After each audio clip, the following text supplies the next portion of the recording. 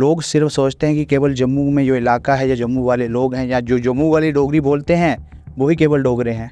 असल में जो लोग जम्मू वाली डोगरी नहीं बोलते हैं वो भी असल में डोगरे हैं। महाराजा गुलाब सिंह ने ऐसे ऐसे कार्य किए, उस समय सबको इकट्ठा किया, हर टाइप के बंदे को अपने साथ रखा और उन्होंने हर वो कार्य किया जिससे यहाँ के लोगों का भला हो सके।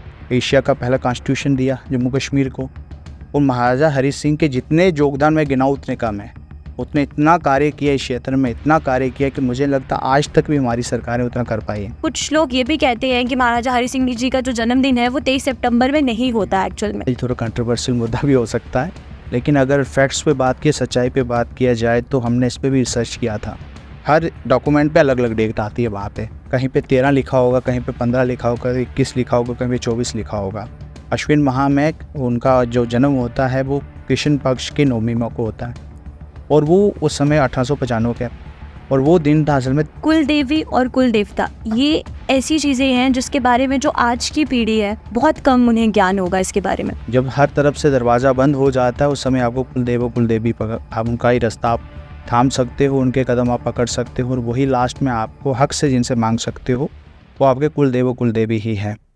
स्वागत है आप सबका पॉडचीत के एक और एपिसोड में।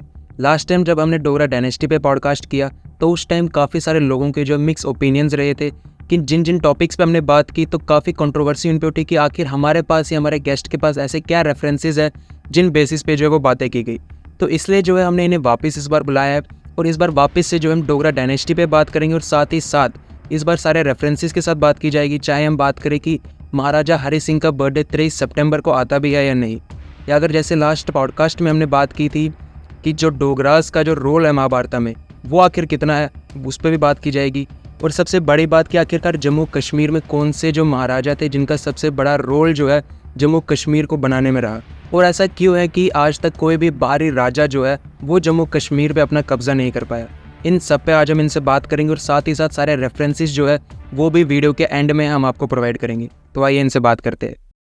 एक सेशन हम एक और लेकर आए हैं जहां पर हम डोगरा डायनेस्टी के बारे में बात करेंगे। एक बार फिर हमारे साथ आज के पॉडकास्ट के सेशन में सौरभ जी यहां पर हैं, क्योंकि लास्ट पॉडकास्ट जो हमने किया था बहुत से ऐसे सवाल थे जो अधूरे रह गए थे और बहुत से ऐसे सवाल थे जो आप लोगों ने भी हमसे पूछे और उनके अब फैक्ट्स लेकर हम फिर एक बार हाजिर हैं। पहले तो बहुत बहुत शुक्रिया आपका फिर से हमारे साथ पॉडकास्ट के इस सेशन में जुड़ने के लिए। जी आपका शुक्रिया।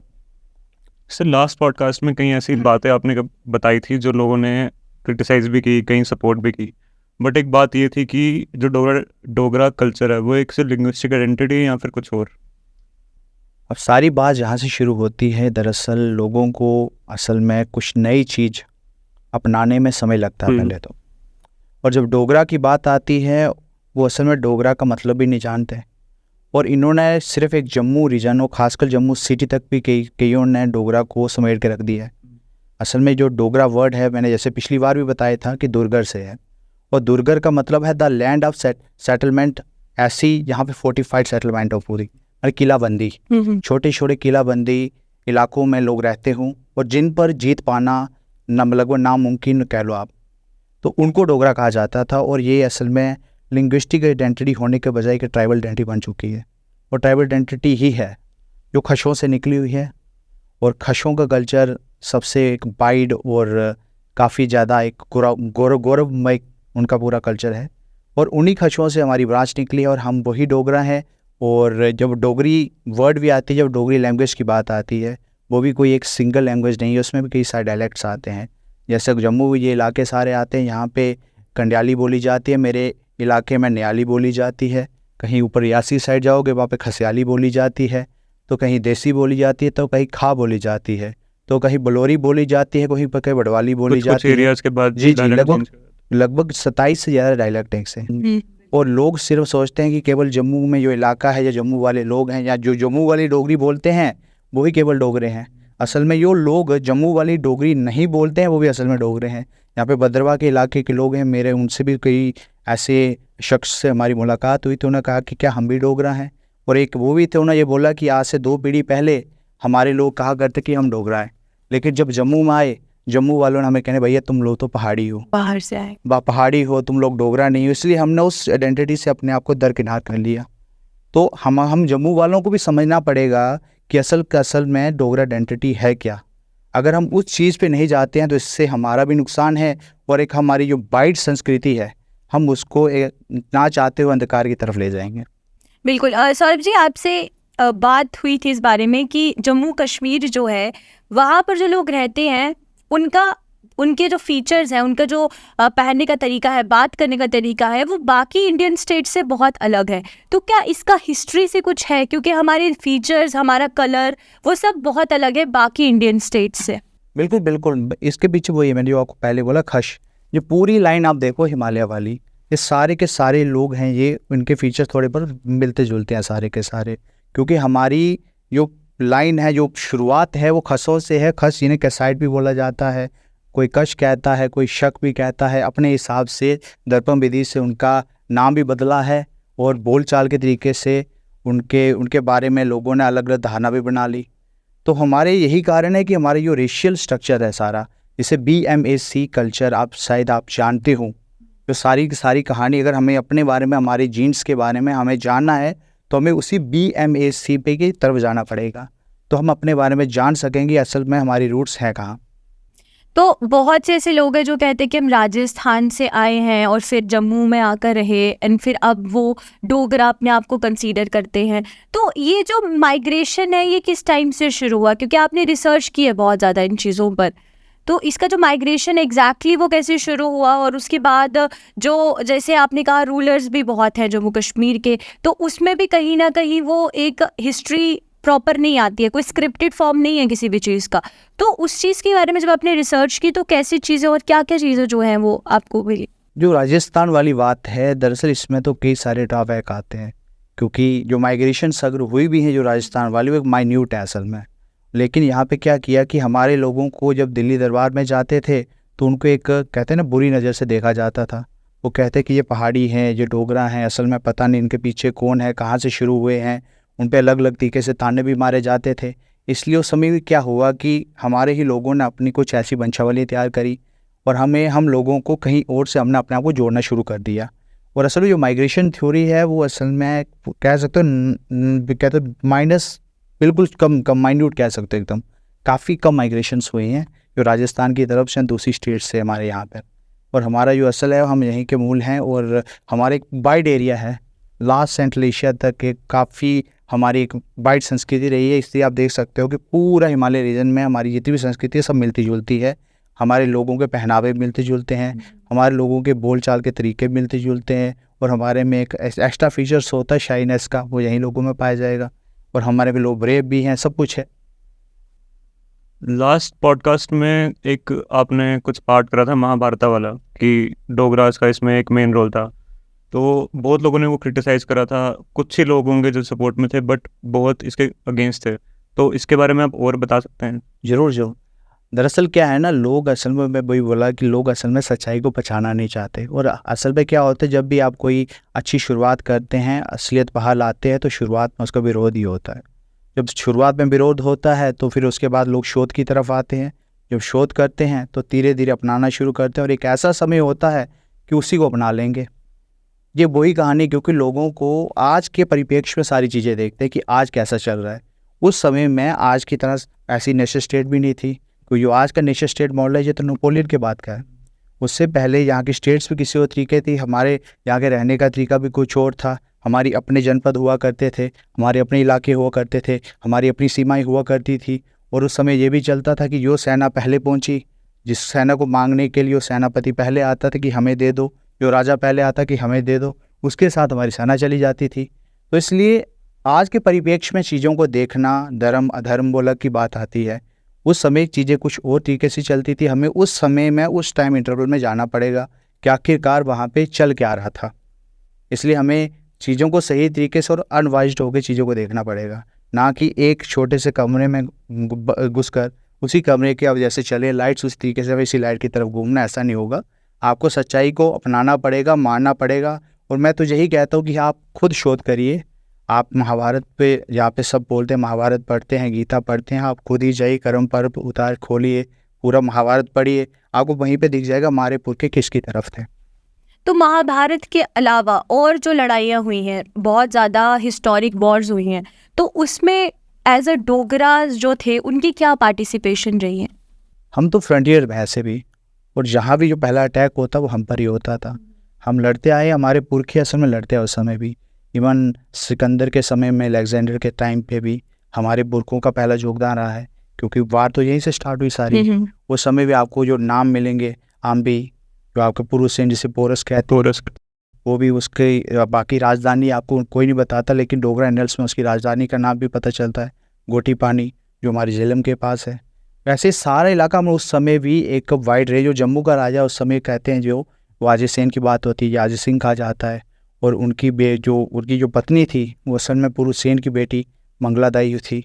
मतलब हमारा उस समय भी एक पूरा योगदान रहा। जब जब यहाँ पे आक्रमणकारी आए, हमने सबके साथ, कईयों का साथ दिया तो कईयों के खिलाफ लड़े। हमारे लोगों के जो हित में था हम उसी तरीके से हम चले हैं। बिल्कुल। सौरभ जी, आपने डोगरा डायनेस्टी के बारे में बहुत रिसर्च किया है, जम्मू कश्मीर के बारे में। मैं जानना चाहूँगी डोगरा रूलर्स के बारे में। गुलाब सिंह से शुरुआत करेंगे। गुलाब सिंह जी की जो एक पूरा एम्पायर था वो किस तरीके से काम करता था? हिस्ट्री में बहुत कम ऐसे एस्पेक्ट्स हैं जो कि सामने आए होंगे, और बहुत, अगर हम ना के बराबर कहें तो मुझे नहीं लगता कि जम्मू कश्मीर में जो राजा जिन्होंने रूल किया है उनके बारे में किसी को क्लैरिटी से पता होगा कि एक्चुअल में वो क्या प्रोसेस था, कैसे उनका काम चलता था। उसके बारे में कुछ आप हमारे व्यूअर्स को बताएं। अगर महाराजा गुलाब सिंह की बात की जाए तो वे कहते हैं फाइनेस्ट रूलर मैं उन्हें कहता हूँ, क्योंकि उनका जो राज था, उनका राज करने का जो तरीका था, वे काफ़ी बारीकी से काम करते थे सारा, और सबसे न्यायप्रिय राजा थे। उनके राज में तो ऐसा था कि उन्होंने एक रूल निकाल दिया था, एक अनाउंसमेंट कर दी थी कि मेरे राज में यहाँ पे कोई अपने घरों में ताला तक नहीं लगाएगा, कि उन्हें पता, वो कहते हैं हमें ताला, अगर मैं राजा हूँ, अगर मेरे होते यहाँ पे चोरी होती है तो जिम्मेवार मैं हूँ। और ऐसा रूल आपको कहीं देखने को नहीं मिलेगा। महाराजा गुलाब सिंह ने ऐसे ऐसे कार्य किए। उस समय पूरी एक ऐसे ट्रबल वाला स्टेट हो चुका था पूरा, क्योंकि एक तरफ से अंग्रेज़ों की लड़ाइयाँ चल रही थी, दूसरी तरफ हमारे स्टेट में भी स्टेबिलिटी कम थी, और यहाँ पे उस समय पहले कश्मीर में पठानों का रूल रहा, जहाँ पे अफ़गानों का, उसके बाद सिख रूल आया, फिर वहाँ पे डिस्टर्बेंस थी, रिवॉल्ट्स थे। लेकिन महाराजा गुलाब सिंह ने क्या किया, सबको इकट्ठा किया, हर टाइप के बंदे को अपने साथ रखा, हिंदू हो, मुसलमान हो, चाहे सिख हो, चाहे कोई और कोई हो, उन सबको एक साथ करके एक डोरी में बांधा, और एक डोरी में बांधने के बाद उन पे एक छत्र हुकूमत की, और वो एक पूरे न्यायपूर्वक हुकूमत की जिसे कहते हैं। और उन्होंने हर वो कार्य किया जिससे यहाँ के लोगों का भला हो सके। यहाँ पे कई ऐसे पुराने समय से टैक्स चल रहे थे, उन्होंने टैक्स को अबॉलिश किया, और यहाँ पे कई रिफॉर्म्स भी लाए हैं। और बाद में महाराजा रणवीर सिंह के टाइम पे, उनके टाइम पे तो वो रिफॉर्म हुआ, खासकर एजुकेशन के क्षेत्र में काफ़ी काम हुआ। उन्होंने काफ़ी स्कूल्स, यूनिवर्सिटीज़ और हॉस्पिटल्स, काफ़ी कुछ ऐसे निर्माण किए। और महाराजा प्रताप सिंह का तो आप जानते ही हैं सारा, उनके खिलाफ इतनी कॉन्स्पिरेसी हुई थी, उनसे तो राज छीनने तक की कॉन्स्पिरेसी हुई थी, और हमारे ही के मिले भी थे उसमें, और अंग्रेज़ चाहते थे कि उनको हटा दिया जाए।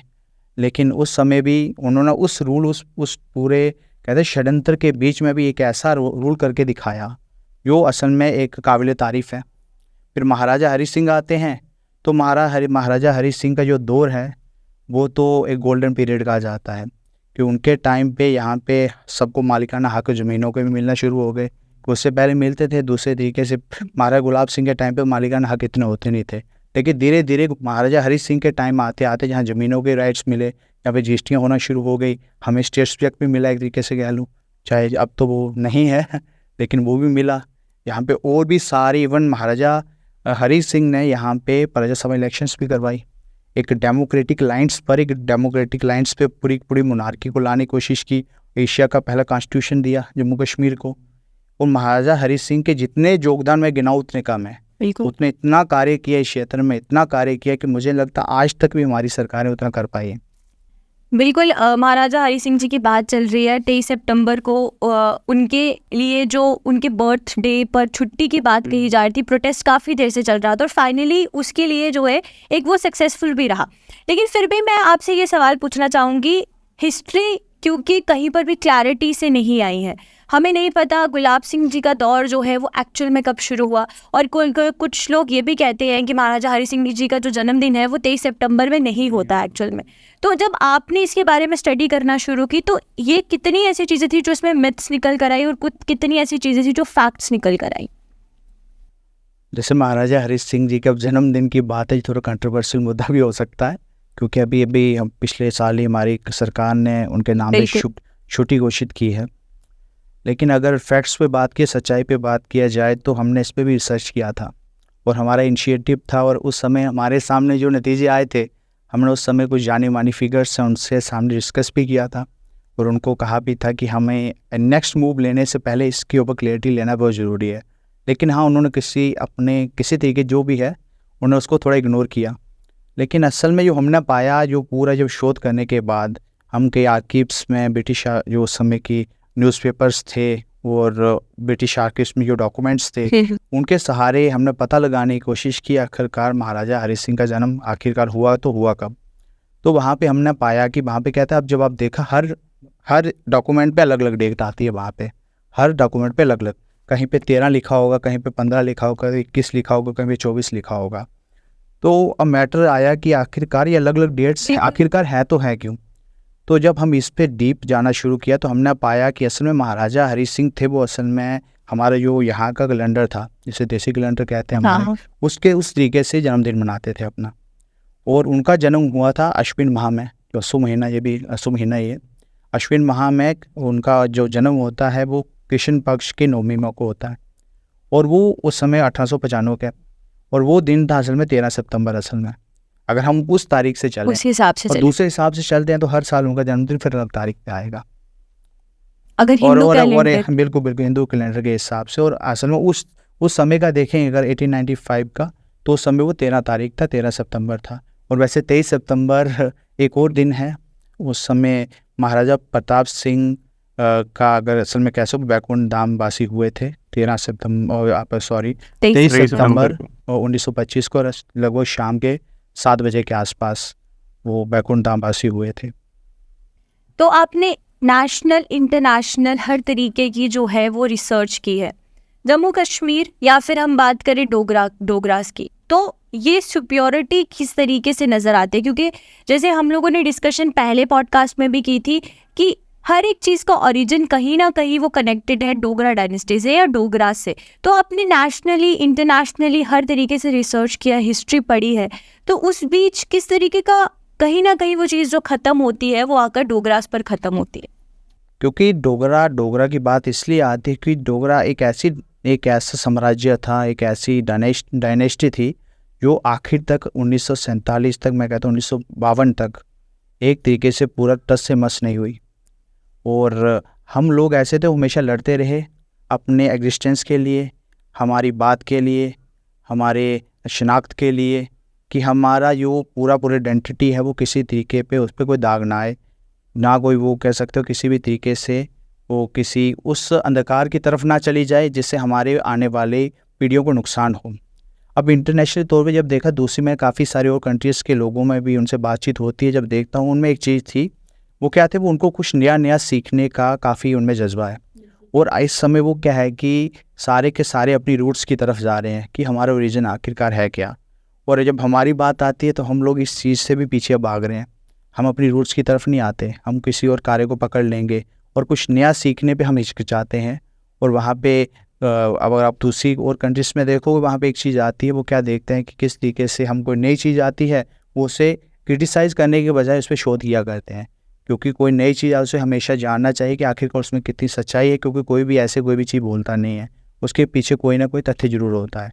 और मैं चाहता हूँ कि हमारे जम्मू के जो डोगरा हैं और पूरे जम्मू कश्मीर, आगे मैं तकरीबन हिमाचल के डोगरों को भी कहना चाहूँगा कि वो अपनी रूट्स की तरफ आएँ और देखें कि आखिरकार हमारा ओरिजिन है क्या, और आखिरकार हमारा जो गोल्डन पीरियड है उस गोल्डन पीरियड की तरफ देखना शुरू कर दें, और आने वाला फ्यूचर उस वो ही तय करेगा हमारा भी।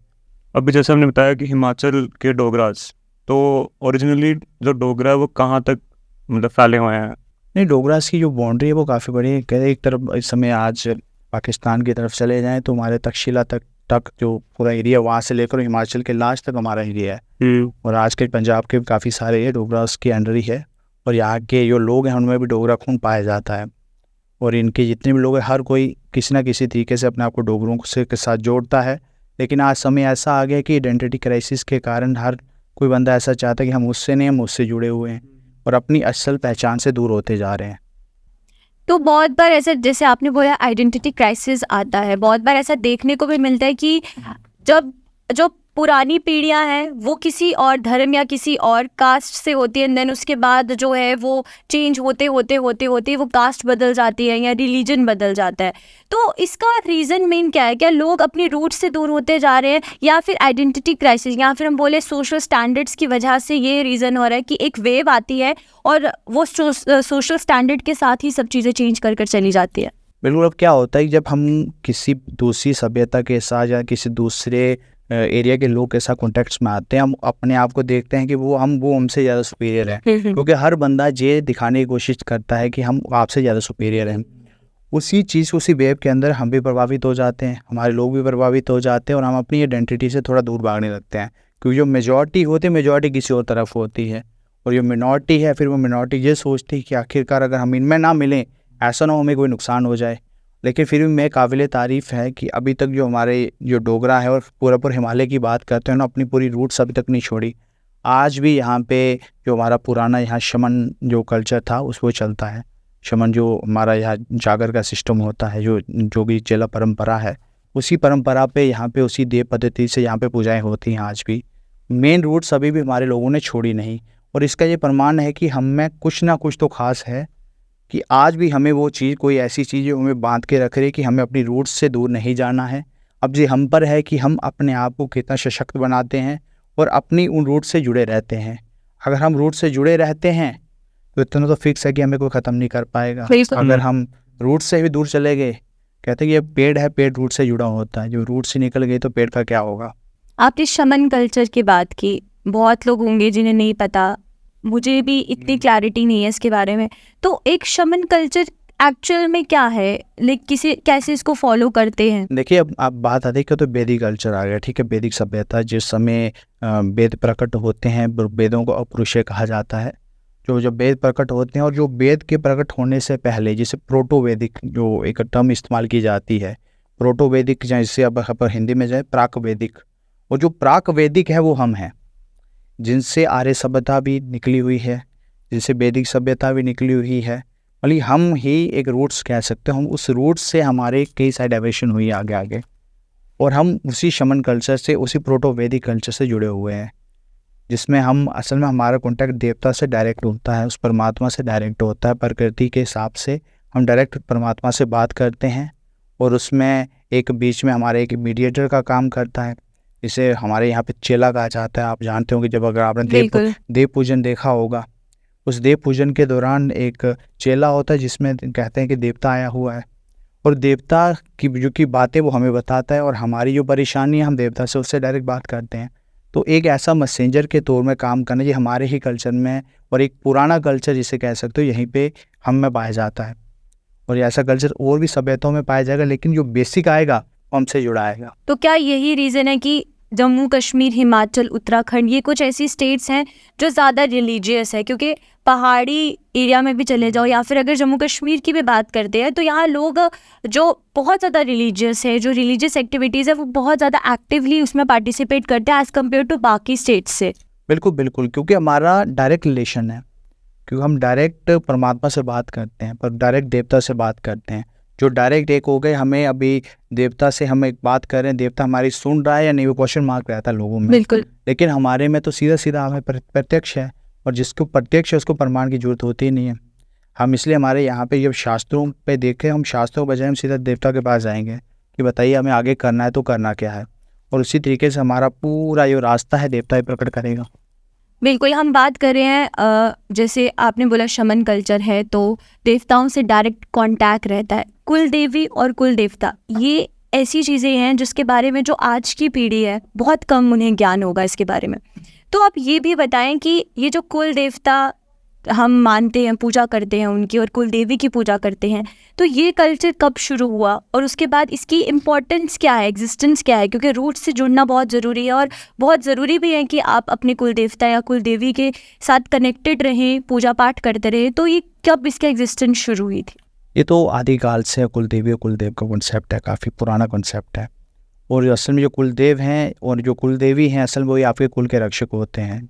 जब हर तरफ से दरवाज़ा बंद हो जाता है, उस समय आपको कुलदेव और कुलदेवी आप उनका ही रास्ता आप थाम सकते हो, उनके कदम आप पकड़ सकते हो, और वही लास्ट में आपको हक से जिनसे मांग सकते हो वो आपके कुलदेव और कुलदेवी ही है। बिल्कुल। और जैसे हमारे क्षेत्र में डुग्गर देश आदिपति बाबा कालीवीर जी हैं, वो सबके कुलदेव हैं, क्योंकि उन्हीं की वरदान की, उनकी छत्र छाया के नीचे हम सारे बैठे हुए, क्योंकि ये धरती उन्हीं के नाम की और उन्हीं की है। तो इसी तरीके माता मल हैं, ये माता सुकराला भी कहते हैं, और मल देवी आदि देवी हैं असल में वो, और आप उन्हें कह सकते हो कि वो आदि कुल देवी भी कह सकते हो। जगत मल इसलिए उन्हें कहा जाता है कि जिस समय कोई भी किसी कुल देवी नहीं थी, जिस समय अंधकार था, उसके बाद जो सबसे पहले कुल देवी प्रकट होती हैं, जिनको माना जाता है, जो जिनसे कुल देवी की परंपरा शुरू होती है, वो माता मल है। तो हमारा जो रूट्स हैं, उनसे हमें अगर जुड़ना है तो हमें अपने कुल देवता, कुल देवी, हमारे पूर्वज कौन रहे हैं, और हमारे यहाँ पे तो हमारे पितरों की पूजा होती है, उनसे भी हमें जुड़ना होगा। हमारे घर में किन किन का स्थान है, हमें वो जानना होगा। उनके पीछे की कहानी क्या है, वो भी जानना होगा। जब इन सब चीज़ों को हम जान लेते हैं तो ऑटोमेटिकली हम अपने आप में सशक्त हो जाते हैं। इसलिए मेरा तो मानना, मैं यही कहता हूँ कि हम डोगरों को 3-4 चीज़ें हैं वो अपने साथ रखनी पड़ेगी। पहली शिक्षा, दूसरा अर्थ यानी कि पैसा, फाइनेंस जिसे कहते हैं, तीसरा अध्यात्म, और जो चौथा है वो जब सारे चीज़ें आपके साथ आ जाती हैं, और उसके आपका जो हिस्ट्री है चौथे नंबर।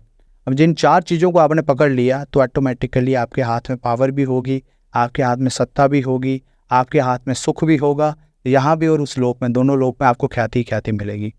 और इसलिए हमने इस पर तो पूरा अपना एक नया फैक्शन कह सकते हो, हमने इस पर पूरा एक इनिशिएटिव स्टार्ट किया नादी करके, जो आपको यहाँ के डुग्गर के जो कुल देवता, कुल देवी, और या जितने यहाँ के डुग्गर के जो मूल यहाँ के देवता हैं, उनके साथ कनेक्ट करने के लिए जो हमारा अनादि फैक्शन है वो इसी पे काम कर रहा है।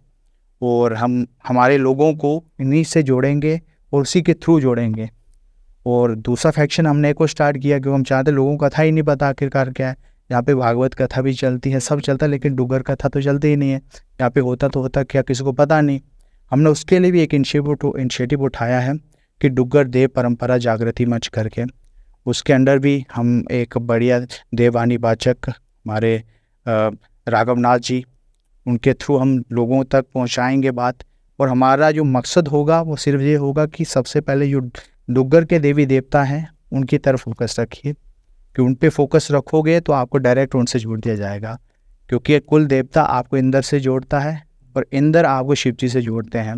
जब शिव जी से जुड़ गए तो आप परमात्मा जान गए। अगर हम इतिहास की बात कर रहे थे पहले जैसे, तो मुगल सल्तनत के साथ डोगरा जो साम्राज्य था उनका कैसा एक संबंध था? वो डिपेंड करता है कि समय कौन था, राजा कौन था, और हमारी सहूलतें कैसी थी। कईयों के खिलाफ हमने विद्रोह किया, काफ़ी आमतौर पर हम विद्रोह भी करते थे, और कईयों का हमने साथ भी दिया। हम इसको नकार नहीं सकते, क्योंकि हम देखते थे आखिरकार हमारा ज़्यादा फ़ायदा किस में, और ख़ासकर हमारे लोगों का, यहाँ के आम लोगों का किस में ज़्यादा फ़ायदा है। हम एक बार आपको एग्जांपल देना चाहूँगी काफ़ी अच्छी। नूरपुर के राजा जगत सिंह हुए, ठीक है।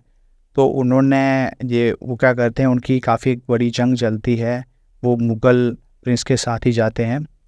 वो जाते हैं वो बलख की तरफ, बदखशान, और आप उज़्बेक ऊपर की तरफ जाते हैं, और वहाँ पे जाते हैं, और वहाँ पे लगभग 14,000 डोगरा सैनिकों को साथ लेकर, और वहाँ पे युद्ध लड़ते हैं मुग़लों की तरफ से, ठीक है। वहीं दूसरी तरफ एक वो भी समय आता है जगत सिंह ही रिवॉल्ट करते हैं मुग़लों के ख़िलाफ़। मतलब एक ही साइड पे दोनों तरफ चलता है, क्योंकि यहाँ पे हमारे लोगों के अगर हकों के ख़िलाफ़ जाते हैं तो हम विद्रोह करते हैं, लेकिन हमारे लोगों के हकों के साथ है तो हम साथ रहते हैं। हमारा एक ऐसा रिलेशन हमेशा रहा है, क्योंकि हमारा जो पहली प्रायोरिटी थी वो यही रही कि हमारे लोगों को फ़ायदा किस में है, और हमारे लोगों पे किसी भी तरीके से अत्याचार ना हो, हमारे लोगों की जो मूल यहाँ की जो बातें हैं उस पर प्रहार ना हो। अगर प्रहार होगा तो विद्रोह होगा। अगर आप हमारे साथ अच्छा चलते हैं तो अच्छा चलेंगे तो क्या यही रीज़न है, जैसे हम लोगों ने जो हिस्ट्री पढ़ी है या देखी है, उसमें जो बाकी कंट्रीज, बाकी स्टेट्स के जो वहाँ लोग रहते थे, उनके ऊपर चाहे वो ब्रिटिश रूल के टाइम पर हो या फिर मुग़ल एम्पायर के टाइम पे हो, बहुत ज़्यादा वायलेंस उनके साथ हुई है, बहुत ब्रुटैलिटी हुई है। लेकिन जम्मू कश्मीर के जो यहाँ लोग हैं वो हमेशा एक सुपीरियर प्रायोरिटी पर रहे हैं, चाहे वो ब्रिटिश रूलर के टाइम पर रहे हो या फिर मुग़ल एम्पायर के टाइम पर रहे हो। तो क्या रीज़न यही है कि क्योंकि जो डोगरा रूलर्स थे वो बहुत ज़्यादा स्ट्रॉन्ग थे, इस वजह से, उस डर की वजह से जो है, जो यहाँ जनता रहती थी वो हमेशा प्रायोरिटी पर रही है? बिल्कुल बिल्कुल। अब उनका क्या था ना, मेन कारण ये था कि यहाँ पे लोग विद्रोह काफ़ी जल्दी कर देते थे, और हमारे यहाँ पैसे पहाड़ी इलाका है, यहाँ पे विद्रोह संभालना और मुश्किल होता है। और वो उनका ये होता है कि अगर आप हमारे साथ अच्छे रिलेशन रखोगे हम आपके साथ अच्छे रिलेशन रखेंगे, लेकिन हमारे खिलाफ जाओगे तो हम भी आपके खिलाफ जाएंगे। ये पूरे जो सल्तनत रूल था उस समय भी यही हुआ, अंग्रेज़ आए तब भी यही हुआ। जो भी यहाँ पे आया हमने उनके साथ एक बराबर की टर्म्स में काम किया यहाँ पे, बल्कि on equal terms equal norms कह सकते हो आप। हमें तो मुग़ल दरबार ने कई बार डिफ़ॉल्टर तक कहा, वो बोलते हैं हम इन पे टैक्स लगाते हैं। जब टैक्स देने की बारी आती है पहले तो ठीक है, हमने ठीक है आपके साथ हैं, आप सबके साथ हैं, लेकिन जिस समय टैक्स देना होता है ये विद्रोह कर देते हैं। ऐसी बातें भी की जाती थी मुग़ल दरबार में, तो इसलिए उन्होंने बोली ये तो डिफ़ॉल्टर है, ऐसे नहीं एक तरीके से तो ये टैक्स ही नहीं देते। तो एक और सवाल जो था वो लैंग्वेज से जुड़ा हुआ था। हर एक लैंग्वेज की स्क्रिप्ट होती है, और मैंने देखा कि कुछ टाइम पहले सोशल मीडिया पे आप ही के थ्रू जो था वो डोगरी स्क्रिप्ट के कुछ अल्फ़ाबेट्स थे जो बहुत ज़्यादा वायरल हो रहे थे। तो डोगरी जो स्क्रिप्ट है, लिखने का जो तरीका है, उसके बारे में लोगों को नहीं पता, अल्फ़ाबेट्स नहीं पता, हम सिर्फ ABC या क ख ग पढ़ते हैं, लेकिन जो डोगरी की एक्चुअल में स्क्रिप्ट है उसके बारे में नहीं पता। तो इसके बारे में आपको कब पता चला कि जो स्क्रिप्ट है वो एक्चुअल में है और उसको भी इस्तेमाल कर सकते हैं हम? बिल्कुल, हमने इस पे शोध के दौरान ही हम, क्योंकि डोगरों ने अपनी स्क्रिप्ट, इनके टाकरी जिसे कहा जाता है, और इसके भी काफ़ी सारे वेरिएंट है। जो जम्मू में इस्तेमाल होती थी वो अलग किस्म की होती थी, जो चंबा में होती थी वो अलग किस्म की होती, जो कांगड़ा में होती थी वो अलग किस्म की होती थी, इवन जो नूरपुर में होती वो अलग किस्म की होती, कुल्लू वाली अलग किस्म की, टाकरी के भी अलग अलग वेरिएंट्स आते थे। और जो जम्मू वाली थी वो तो काफ़ी पुरानी, ऐसे इसके बीच के एक और आता है देवशेष, जिसे वो देवाशेष भी कहा जाता है, वो भी आती है इसी के बीच में। गणमत भी आता है, और पुराने एक और भी आती है जिसे खरोष्टी कहते हैं, वो भी हमसे जुड़ी हुई किसी न किसी तरीके से। तो हमने इसको सबसे पहले जब ये जाना तो हमने जो पुराने जो डोगरा अक्षर थे, ऐसे एक नए थे महाराजा जो रणवीर सिंह थे, उन्होंने इसको देवनागरी जो उसकी लाइंस पे लाया था एक स्क्रिप्ट को, हमारी वो पुरानी वाली थी। कुछ वर्ड्स उसमें नहीं थे या क्योंकि वो हमारी भाषा में बोले नहीं जाते थे, और उसमें वो वर्ड्स उन्हें डाले और कुछ को उनको ऐसा किया कि वो थोड़ा देवनागरी तरीका लगे, आसानी से लिखा जा सके। तो हमने क्या किया, उस जो पुरानी वाली थी हमने उसको डिजिटाइज किया पहली बार, उसको भी लोगों के सामने लाया। जैसे हमने एक इनिशिएटिव जैसे एक पुराना कैलेंडर का भी किया था पुराना, उसी तरीके का ये इनिशिएटिव था हमारा कि आखिरकार हम जो हमारी ओल्ड स्क्रिप्ट है इसको भी रिवाइव किया जा सके। अब हम इस पर और काम कर रहे हैं कि धीरे धीरे देखिए कुछ नया सरप्राइज भी सबके लिए आएगा इसी चीज़ को लेकर। जी, तो ये ओल्ड स्क्रिप्ट जो है, अगर किसी को भी इसके बारे में सर्च करनी है या फिर इसके कुछ पैमाने हैं क्या, कुछ ऐसा रिटर्न में इसमें लिखा गया है इस पे, इन स्क्रिप्ट्स को इस्तेमाल करके, इन अल्फ़ाबेट्स को इस्तेमाल करके?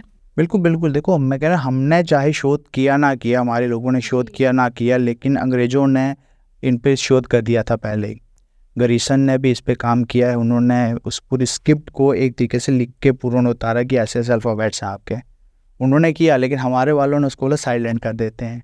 हम देवनागरी पे आ जाते हैं, या नसैलिक पे आ जाते हैं, या इंग्लिश पे आ जाते हैं जो है और जो हमारी जो स्क्रिप्ट थी उसको उन्होंने, अंग्रेज़ों ने मान लिया कि ये पुरानी है। और हमारी जितने भी आप पुराने जो शिलालेख देखोगे, जितने भी पुराने हैं, तो आपको इसी चीज़ में मिलेंगे, इसी स्क्रिप्ट में मिलेंगे। या तो वो नई वाली टाकरी में होंगे जो जिसे जम्मू के डोगरा अक्षर कहा जाता है, नए वाले, या तो पुराने वाले में आएंगे, उसमें होंगे। वो नहीं हुआ थे देवाशेष में आएगा। एक सवाल मेरा आपसे और रहेगा, हम सोशल मीडिया पे बहुत से और भी वीडियोस हैं जो वायरल होते हैं, वहाँ पर महाभारत के एग्जिस्टेंस पर बहुत सवाल उठाया जाता है। क्या एक्चुअल में महाभारत हुई थी? अगर महाभारत हुई थी तो उसकी कहीं पर भी कोई सबूत नहीं है, पर आपने हिस्ट्री पर काम किया, रिसर्च की है। तो एक सवाल मेरा आपसे ये है कि ये जो सवाल उठ रहे हैं बार बार कि महाभारत एक्चुअल में हुई थी नहीं हुई थी, क्योंकि जो उस पर हम लोग जो महाभारत टीवी पे देखते हैं या हमने जो पढ़ी है महाभारत, उसमें और जो एक्चुअल में आपने रिसर्च किया, क्या कोई डिफरेंस था दोनों में? नहीं, वो चीज़ें होती, चीज़ें थोड़ी बदली जा सकती हैं, उनमें काफ़ी सारी चीज़ें चेंजेस भी आती हैं, क्योंकि जो वहाँ पे लिखा गया होगा और असल में चीज़ें उनमें थोड़ा फ़र्क हो सकता है। लेकिन महाभारत हुआ या ना हुआ, एक क्वेश्चन मार्क जो लगाते हैं, बिल्कुल लगा उसको साइलेंट करके महाभारत असल में हुआ था, इसको हम नकार नहीं सकते। एक मतलब युद्ध हुआ था असल में काफ़ी बड़ा वाला, और अगर हम उसको जहाँ पे काफ़ी सारे युद्ध हुए हैं, केवल एक महाभारत नहीं। अगर आप ऋग्वेद की तरफ ऋग्वेद पढ़ोगे उसमें भी आता है दशराजन युद्ध, अगर आप जानते होंगे जो द वार ऑफ 10 किंग्स, उसमें भी यहाँ पे वो भी लड़ाई असल में इसी क्षेत्र में होती है हमारे माने, क्योंकि सारी की सारी लड़ाइयाँ यही क्षेत्र में, क्योंकि सारी सिविलाइजेशन यहीं पे चलती है।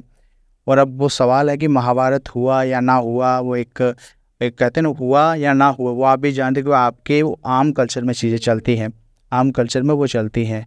और इसी तरीके काफ़ी सारे एविडेंस भी मिलते हैं और कोई उन एविडेंस पे भी सवाल उठा सकता है कि आखिरकार है या नहीं, कोई लोकेशन कौन थी वो भी, और उस पर भी काफ़ी सारे लोकेशन पे भी पंगा पड़ता है बाद में कि असल में क्या यही वो कुरुक्षेत्र है या यही वो आपका द्वारिका है या यही वो क्षेत्र है। लेकिन ये आस्था से जुड़ा मसला है बाकी लोगों का, हमारा भी, ये सबका, और इस पर ज़्यादा टिप्पणी करना वैसे भी सही नहीं रहेगा। तो कुछ ऐसे आर्टिकल्स हैं जिसमें कि हिस्ट्री के बारे में बताया जाता है, तो उसमें ये बोला गया है कि 2000 BC में मेसोपोटामिया में जो खश जाति उस टाइम पे रूल करती थी, तो क्या उसका खस आर्यों के साथ कोई रिलेशन है? क्योंकि उसके बाद जो है वॉर में घोड़ों का इस्तेमाल होना शुरू हो गया। बिल्कुल बिल्कुल बिल्कुल। दरअसल क्या है कि असल में जो खश है या कैसाइट है या कस्बी है, जो अलग अलग नाम जितने भी है, काफ़ी बड़ी वाइड फैमिली है। और जो सारों का सारा रिलेशन यहाँ पे कॉन्सेप्ट हो गया ना, वीर भोग्य वसुंधरा जी जिसे बोला है, उस कॉन्सेप्ट पे चलते हैं। और एक हर तरफ हमारी जो वेब्स है वो फैली हुई है, और हमारे जो वाइड फैमिली, बड़ी फैमिली है, जो मैंने आपको जैसे बताया BMAC कल्चर है हमारा, उसके तहत जिसकी भी रूट्स देखेंगे हमसे, जो खशों से या जैसे आप कैसाइट हैं, जो भी हैं, उनसे रूट्स निकलेंगे सबकी। और ये दूर दूर तक हमने ही दुनिया को सबसे पहले घोड़े पे लड़ना सिखाया, या घोड़े दुनिया को दिखाए कि सिर्फ घोड़ों का इस्तेमाल लड़ाई के लिए भी हो सकता है। इवन आप जब पुरानों को भी खंगालेंगे, हिस्टोरिकल रेफरेंस देखेंगे, तो आपको एक चीज़ मिलेगी। जब अब हिंदुस्तान की बात करता हूँ, अगर यहाँ पे आपको कहीं किसी एरिया का नाम नहीं आएगा कि यहाँ वहाँ के घोड़े इतने मशहूर हैं। वहाँ पे सबसे पहले बात आएगी गांधार के घोड़े इतने मशहूर हैं, या कंबोज के घोड़े इतने मशहूर हैं। इन इलाकों का नाम आएगा वहाँ भी। और यहाँ पे आपको बाकी आपको यहाँ पे पैसे मिलेंगी या और कोई जानवर मिलेंगे, लेकिन जब घोड़ों की बात आती है तो हमसे जुड़ेंगे डायरेक्टली या इनडायरेक्टली। और बिल्कुल हम उसके साइड जाति से हमारा एक डायरेक्ट रिलेशन आप कह सकते हो कि हम भी उसी फैमिली से किसी ना किसी तरीके से हमारा रिलेशन है।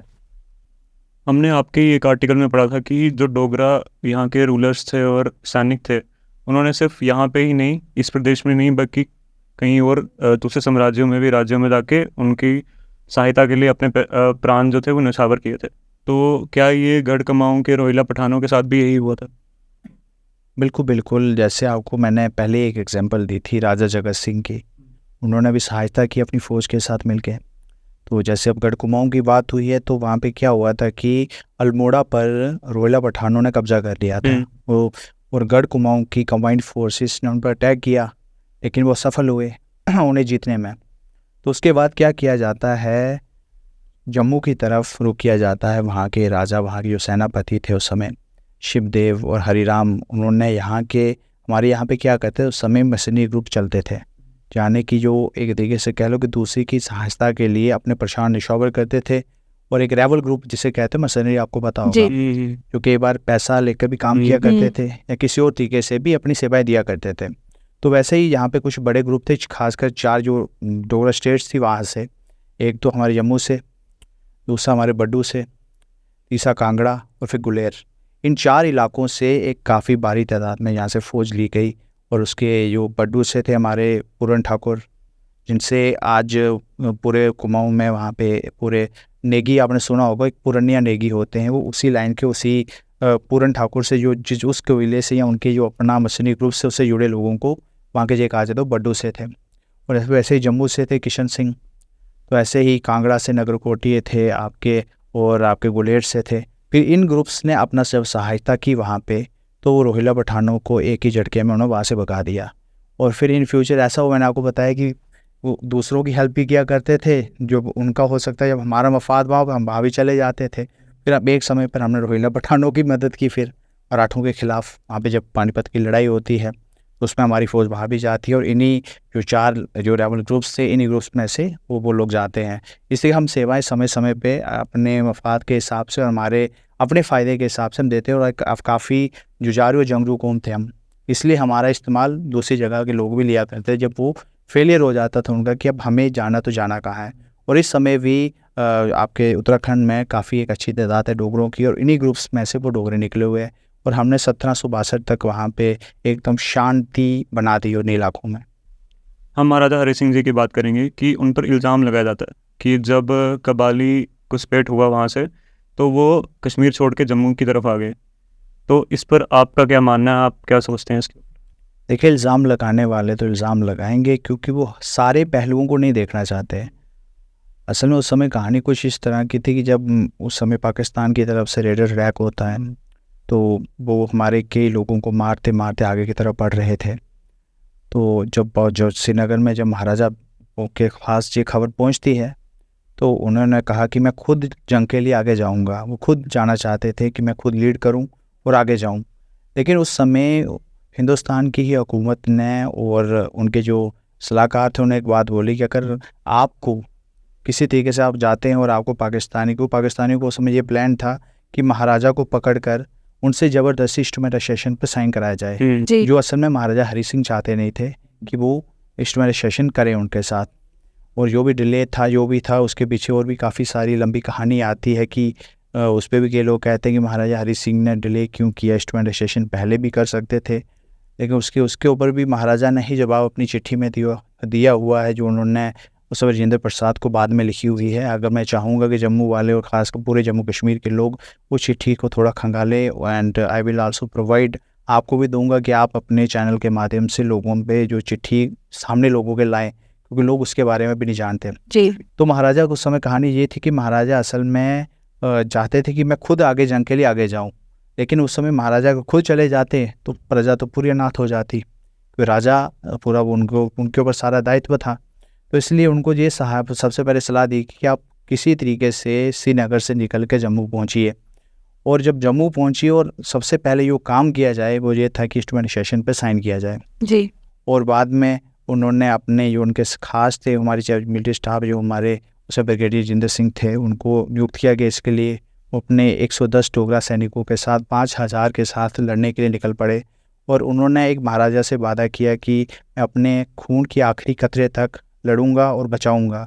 और उन्हीं 110 डोगरा सैनिकों के जो उनमें से एक भी वापस नहीं आया, सारे के सारे मारे गए, शहीद हो गए। जी और उनने आखिर दम तक लड़ाई की और उन्हीं की वजह से इतना हिंदुस्तान की फ़ौज को, इंडियन आर्मी को समय मिला। महाराजा ने जब सेशन किया 26 अक्टूबर को, उनको इतना समय मिला कि वो यहाँ पे लैंड हो पाएँ और इस पूरे अटैक को रोक सकें। अगर उस समय महाराजा ये ना करते तो मे भी ऐसा होता कि आज हम पाकिस्तान का हिस्सा होते। बिल्कुल इसलिए हमें सारे पहलू जानना बहुत ज़रूरी है। किसी एक पहलू को देखकर हम अपना पूरा वो कॉन्सेप्ट तैयार नहीं कर सकते। एक आखिरी सवाल मेरा आपसे सौरभ जी ये रहेगा कि हम डोगरा डायनेस्टी, डोगरा एम्पायर की बात कर रहे हैं, रूलर्स की बात करते हैं, पर अभी की जो अभी करंट जनरेशन है वो अपनी लैंग्वेज, अपनी रूट से बहुत दूर होती जा रही है। तो क्या इन फ्यूचर आपकी तरफ से कोई इनिशिएटिव ऐसा आएगा जिसका हम इंतज़ार करें कि जो बच्चे डोगरी लैंग्वेज से दूर हो रहे हैं, अपने रूट से दूर हो रहे हैं, वो उसके करीब जा सकें? बिल्कुल। आपको 2 इनिशिएटिव तो मैंने पहले गिनाए और एक और इनिशिएटिव है हमारा Dogra land research institute for social transformation. उस पर भी हमारा वर्क चल रहा है। उसकी भी इस्टेब्लिशमेंट काफ़ी जल्दी हो जाएगी और उस पर भी काम चल रहा है। असल में ये सारा डोगरा सेंट्रिक नैरेटिव क्रिएट करने के लिए सारा, और हमारी जो असल इतिहास है और जो हमारी असल रूट्स है उसकी तरफ हम लोगों को मोड़ने के लिए। और इस एक तो ये तो आपको फिर भी डोगरा लैंड रिसर्च इंस्टीट्यूट भी एक कैसा एक छोटा इनिशिएटिव, इससे भी बड़े इनिशिएटिव और आने वाले हैं। आपको एक से बड़ा एक सरप्राइज़ यहाँ पे जम्मू में मिला। आखिरकार यहाँ पे हो क्या रहा है, क्योंकि हमने इस पर काफ़ी सारा जो शोध है और काफ़ी सारे स्टेप्स आगे उठा लिए हैं। और धीरे धीरे पूरा जम्मू देखेगा और पूरा जम्मू कश्मीर देखेगा, पूरा हिंदुस्तान देखेगा कि आखिरकार जम्मू की तरफ हो क्या रहा है।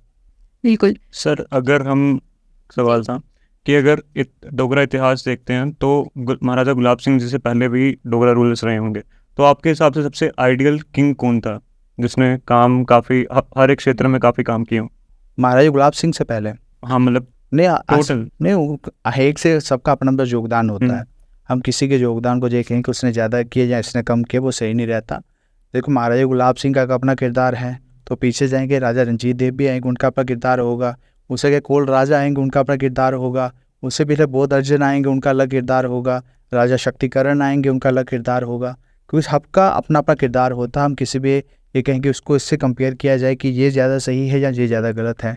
जैसे एक बात और मैं जोड़ना चाहूँगा कि यहाँ पे अब जम्मू में एक बात और चलती थी। मैं कुछ ही दिन पहले बैठा था यहाँ पे गई मार्केट में, तो वहाँ पे बात चल कि हमारा आइडियल आखिरकार होना कौन चाहिए, महाराजा गुलाब सिंह होना चाहिए या मियाँ डीडो होने चाहिए। ये जम्मू में एक आम सवाल चलता है कि और मैं जम्मू वालों को ये सारे एक बात बताना चाहता हूँ कि सबका अपना अपना किरदार होता है। अगर मियाँ डिडो नहीं होते तो शायद गुलाब सिंह भी नहीं होते, क्योंकि अगर मियाँ डिडो थे तो उन्होंने उस समय महाराजा रंजीत सिंह के खिलाफ विद्रोह किया। अगर महाराजा रंजीत सिंह के खिलाफ विद्रोह हुआ तो उनको विद्रोह को दबाने के लिए यहाँ पे गुलाब सिंह की भी नियुक्ति हुई, और महाराजा गुलाब सिंह की नियुक्ति हुई तो 1822 पे उनका राज्य भी मिला। अगर 1822 में राज्य मिलता है, जम्मू का राजा बनाया जाता है, तो उसी लाइन में हम और चीज़ों को परिप्रेक्ष्य में जोड़ना पड़ता है हमें। उसमें क्या होता है कि जब हमारा जम्मू कश्मीर रियासत बनती है 1846 में, जब रियासत बनी, अब सोचिए अगर बाई चांस ये उस समय मियाँ डिडो नहीं होते या उस समय महाराजा गुलाब सिंह रियासत नहीं बनाते तो हम 47 में पंजाब का हिस्सा होते, और पंजाब किसका हिस्सा होता? ब्रिटिश इंडिया का हिस्सा होता है। और उस समय 47 में क्या हुआ, धर्म के आधार पर, मजहब के आधार पर एक राष्ट्र बनाया गया। और अगर वो राष्ट्र बनाया जाता तो मुस्लिम मेजॉरिटी हमारा आता, जम्मू कश्मीर ये कहाँ होता आज? पाकिस्तान में होता। और अगर पाकिस्तान में होता तो हिंदुस्तान के पास आज जो हमारे पास इतने स्ट्रेटेजिक एरियाज़ हैं, चाहे वो लद्दाख की तरफ हो, चाहे हमारे इसी सेक्टर की तरफ, हर तरफ वो हमारे पास नहीं होते। अगर वो हमारे पास नहीं होते, हमारी स्टेबिलिटी कहाँ होती? तो यहाँ पे एक स्टेबल स्टेट, एक स्टेबल कंट्री जो हमारी इस समय बनी है, उसमें सबसे बड़ा योगदान इन्हीं दो किरदारों का जुड़ जाता है किसी ना किसी तरीके से। इसलिए हम किसी के किरदार को कम या किसी किरदार को ज़्यादा नहीं कह सकते, क्योंकि जो ईश्वर ने अपनी लीला करके जो चीज़ें करवाते हैं वो किसी ना किसी कारण ही करवाते हैं, और उसके पीछे अच्छा कारण होता है। हमें हर चीज़ को सब तरीके, सब एंगल से देखना चाहिए। अगर देख पाते हैं तो उसके बाद ही हम कह सकते हैं हम अच्छे और अनवाइज तरीके से चल रहे हैं। बिल्कुल। एक सवाल मेरा इसी सवाल से जो था कि जैसे अभी बात चल रही है कि इंडिया का नाम बदल के भारत किया जाएगा, सिंधु घाटी या सिंध घाटी सभ्यता जिसे कहते हैं, तो अभी उस पैमाने पर जोड़कर इंडस वैली सिविलाइजेशन और फिर जोड़कर अब इंडिया को जो है वो भारत बोलने की बात करें, और जो कि सही चीज़ भी है। तो इस पर आपका क्या कहना है कि जैसे सिंधु वैली सिविलाइजेशन है या इंडस वैली सिविलाइजेशन है, तो जम्मू कश्मीर जो है वो किस सिविलाइजेशन का हिस्सा रहा है शुरू से? नहीं, हिंदुस्तान का या इंडिया का नाम भारत करना, तो वैसे देखा जाए तो ऐसे भी कॉन्स्टिट्यूशन में जब प्रियम्बल देखते हैं वहाँ पे लिखा इंडिया दैट इज़ भारत, ये लाइन तो आती है, लिखा हुआ है। ठीक है। तो इसके कई एंगल्स होते हैं, पॉलिटिकल रीजंस भी होते हैं हर चीज़ के। और अगर ऐसे देखा जाए तो अगर हम चेंज करते हैं, भारत कर देते हैं मान लो इंडिया को, तो एक सवाल और आता है कि फिर इंडियन ओशन का क्या होगा, क्योंकि उसका क्लेम आगे पाकिस्तान किसी और तरीके से करता है, और वो इंडस नदी है वो पाकिस्तान से भी बहती है। तो ऐसा ना हो कि उसका फ़ायदा कोई और उठा जाए। तो इसलिए होता है इसको पॉलिटिकल रीजंस भी होते हैं। और अगर रिजर्व बैंक ऑफ इंडिया है तो उसको फिर reserve bank of India, reserve bank of Bharat होगा। फिर आपकी करेंसी है, करेंसी का क्या करोगे? करेंसी का वो भी चेंज होगा। इवन आपके एयरफोर्स पे नाम, हर चीज़ को, हर चीज़ चेंज आपके करनी पैन पड़ेगी। कार्ड, आपके आधार कार्ड, एक काफ़ी बड़ी भारत को हो सकता है उस समय हमें, क्योंकि भारत तो है ही, आप उसको नकार नहीं सकते। बाकी ये पॉलिटिकल रीजन होते हैं इस पर। पर इसका हिस्ट्री से क्या रिलेशन है? नहीं, हिस्ट्री से कर सको, रिलेशन तो है कि भारत ट्राइब की बात आती है सारी, जो आपको 10 राजन युद्ध की बात की है जी, उसमें भी ये चीज़ आती है सारी। वहाँ पे भरत टाइप के पूर्व रेस दूसरा वो सारे आते हैं वहाँ पे युद्ध है, और हमारा रिलेशन तो है ही है। और इंडस की बात की, हिंदू सिंधु, ये तो हमारे क्षेत्र के रिवर्स हैं सारी, हमारे डुगर से, तो उसका स्पेशल रिलेशन है सब क्षेत्र का। बाकी अगर अब इंडस का फिर इंडिया को वो भी अब क्या कहें। जी, चलिए बहुत बहुत शुक्रिया आपका सौरभ जी। आप एक और हमारे साथ एक बहुत इन्फॉर्मेशनल सेशन में जुड़े हैं, और जो सवाल जिन लोगों के थे पिछले पॉडकास्ट पे भी थे, इस पॉडकास्ट में भी होंगे, तो हम कोशिश करेंगे कि आपको हर एक का एक जो प्रूफ है वो हमारी तरफ से आपके लिए रहे, जिसमें हमारी सौरभ जी मदद करेंगे। तो अभी के लिए फ़िलहाल मुझे, अभिजीत को, दोनों को इजाज़त दीजिए। नमस्कार।